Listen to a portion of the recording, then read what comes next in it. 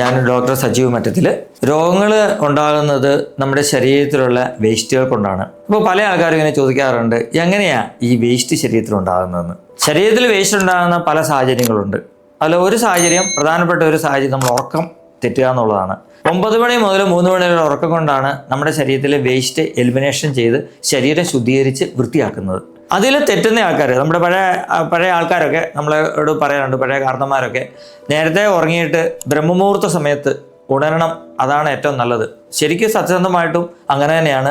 ബ്രഹ്മമുഹൂർത്ത സമയത്തുള്ള നമ്മുടെ ഉറക്കത്തിൻ്റെ പൂർണ്ണതയോടുകൂടി നമ്മുടെ ശരീരം ശുദ്ധീകരിക്കപ്പെടുന്നുണ്ട്. അതുപോലെ തന്നെ വേസ്റ്റ് ഉണ്ടാകുന്നത് നമ്മുടെ മോശമായ ചിന്തകളിലൂടെയാണ്. മോശമായ ചിന്തകൾ, നമ്മുടെ അസൂയ, കുശുമ്പ്, നമ്മൾ മറ്റുള്ളവരുടെ ദ്രോഹം ചെയ്യുക, ഇത്തരം ചിന്തകൾ വരുമ്പോൾ നമ്മുടെ ശരീരത്തിൽ വേസ്റ്റുകൾ അടിഞ്ഞുകൂടും.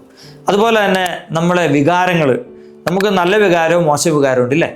അപ്പം നമ്മൾ വികാരത്തിന് എപ്പോഴും പോസിറ്റീവായിട്ട് നല്ല വികാരങ്ങളിലൂടെ നമ്മൾ മുന്നോട്ട് പോകുമ്പോൾ നമുക്ക് രോഗങ്ങളില്ലാത്ത ഒരവസ്ഥ, നമ്മുടെ ശരീരത്തിൽ വേസ്റ്റ് ഉണ്ടാകാത്ത ഒരവസ്ഥ നമുക്ക് ഉണ്ടായി വരുന്നതായിട്ട് കാണാൻ പറ്റും. അതുപോലെ തന്നെ വിശക്കാതെ ഉള്ള ഭക്ഷണം നമ്മൾ ഇടയ്ക്കിടയ്ക്ക് കഴിക്കുക. ഇത്തരം രീതിയിൽ കഴിച്ചാൽ നമ്മുടെ ശരീരത്തിൽ അത് വേസ്റ്റായിട്ട് മാറും. വയറിലെ ദഹനം പൂർത്തീകരിച്ചില്ലെങ്കിലും അത് ശരീരത്തിലെ വേസ്റ്റാണ്.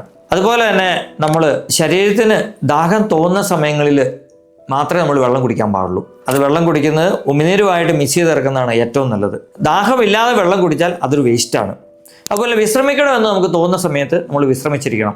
അതും ശരീരത്തിന് ഉണ്ടാകുന്ന ഒരു നെഗറ്റീവ് എനർജി ആയിട്ട് മാറും. ഇത്തരം കാര്യങ്ങൾ നമ്മൾ ശ്രദ്ധിച്ചു കഴിഞ്ഞാൽ നമുക്ക് ശരീരത്തിലെ വേസ്റ്റിനെ ഒഴിവാക്കുകയും ചെയ്യാം.